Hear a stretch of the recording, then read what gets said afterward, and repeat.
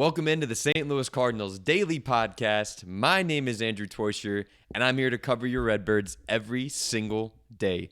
Speaking of which, the Cardinals and the Cleveland Guardians, it has just been reported, have been picking up trade talks as of late. The Guardians have been one of the many teams linked to some of the Cardinals players, including notably Brendan Donovan. And the Cleveland Guardians seem like a great trade partner with the St. Louis Cardinals, as they seemingly always have an excellent farm system, and that's what the Cardinals are looking for, and seemingly always great pitchers in the hopper, which is exactly what Chaim Bloom and the St. Louis Cardinals are trying to get their hands on this offseason. According to MLB Live on Twitter and Cardinals Insider, the Cardinals and Guardians talks have picked up recently, and it seems to coincide with when the teams and names leaked with Seattle and San Francisco, which makes a lot of sense. That's the kind of thing that Chaim Bloom was probably trying to do whenever he leaked Cardinals' interest in who was leading the trade talks for Brendan Donovan and some of the interested prospects in on that deal. I don't think that the Giants and Mariners are leaking, oh, this is who we're trying to offer you. That much more sounds like something that got leaked from the Cardinals side of things. Let it be known that anytime news comes out, one side or the other regarding teams have to be telling the media in order for the news to get out, unless someone's wiretapping phones like it's Watergate, which I don't think that's a situation going on here.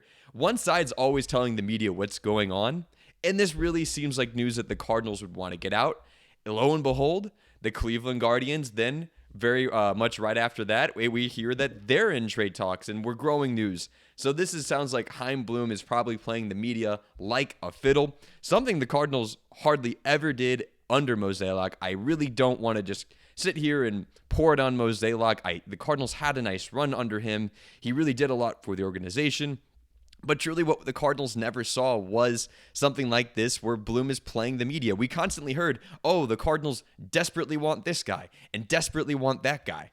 And if you've ever, tried to chase a girl or anything like that, knowing that you want somebody doesn't make you more desirable. It doesn't give you a lot of trade leverage. And so I love that Bloom is getting it out there in the media that all of these guys, all these teams want his players.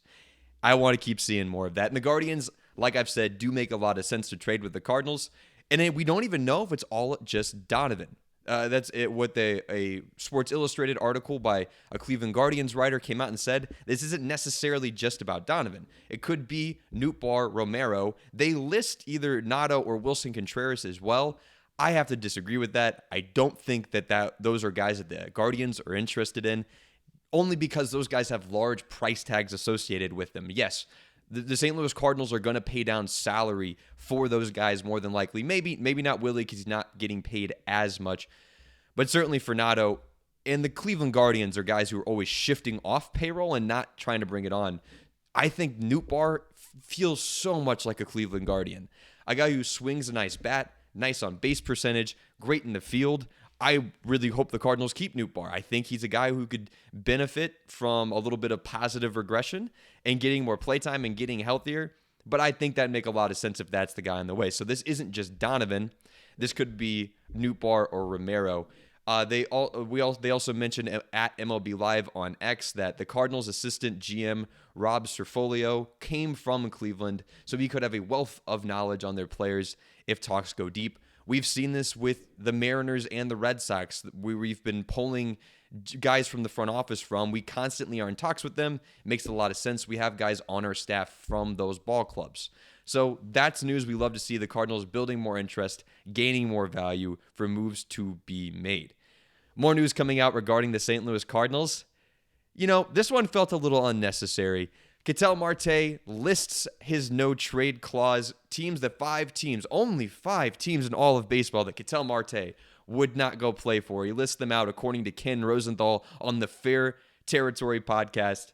He lists the Athletics, can't blame him, the Yankees, the Evil Empire, the Pirates, always in the basement, the Giants, I guess he just hates them, division rival, I don't blame him, and the St. Louis Cardinals. Ketel, buddy, what did we do to you? I mean, I wasn't trying to bring you in. We were just kind of sitting in the corner doing our own thing. And why'd you have to throw this at us? I didn't think it was like that. Now, I don't think Marte has some sort of weird anger towards the St. Louis Cardinals. Maybe he does. I don't know. He seems like a fine guy. But I think this is more of a reflection of how everybody views the Cardinals right now. I bet Ketel's agent is doing research, unless Ketel Marte is a guy who's invested heavily in the league and likes to know the ups and downs of each team. I bet Marte's agent went out and they said, all right, what teams look like they are going to be winning and aren't going to try to win next year? And he probably said, hey, Ketel, St. Louis Cardinals next year, probably not your cup of tea, probably not where you're at, on the wrong side of 30. And that makes a lot of sense. And for those who think the Cardinals aren't going to do a lot next year, I think this tells you what the league views as St. Louis Cardinals. I think we can overperform expectations, but even Ketel Marte knows that the St. Louis Cardinals probably aren't going to be the best of ball clubs next year. So Ketel, hey, I wish you the best. No hard feelings from us over here in St. Louis. Maybe some of you do. I can't speak for all of us. The internet's a dark place. Now, Ketel Marte was not something that the Cardinals were ever dreaming of bringing in. He's just not in the right place in his career. But Ketel Marte is having a big factor on why the St. Louis Cardinals haven't made any deals. I know you're probably sitting here like myself saying, come on, please, Cardinals, do anything right now.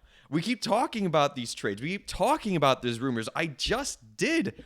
Where are the deals? And we've gotten a couple. Truthfully, been happy with them.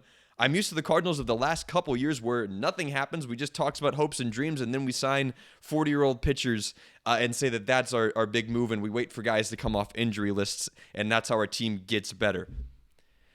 Big reasons why the Cardinals have been clogged up right now trying to make moves. Some blockage that's been happening is because of Ketel Marte and Alex Bregman.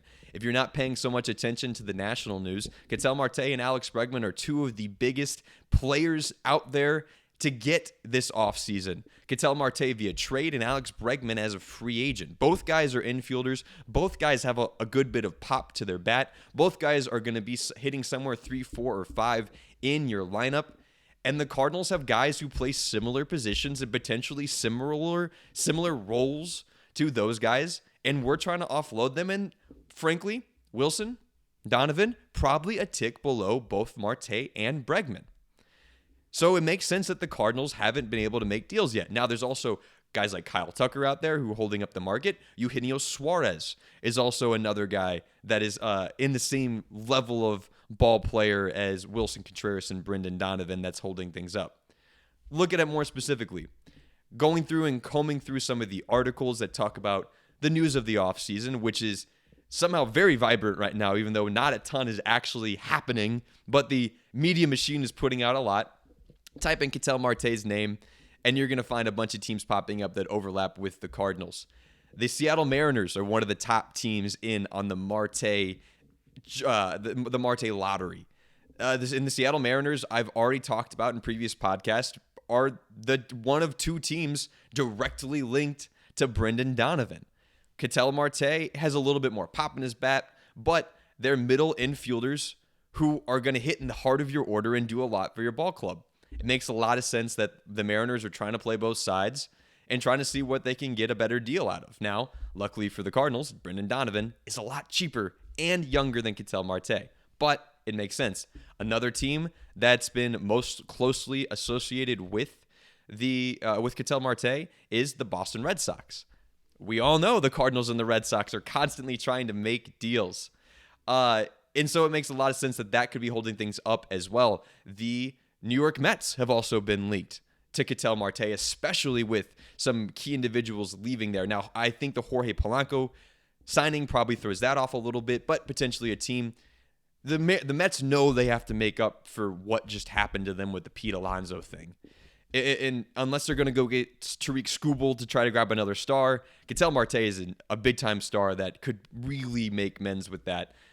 One team that was on the Ketel Marte wish list, the San Francisco Giants, no longer are. They were on the list with the Cardinals as a guy who he will not be traded to. Frankly, I don't think the Diamondbacks were going to trade him anyway.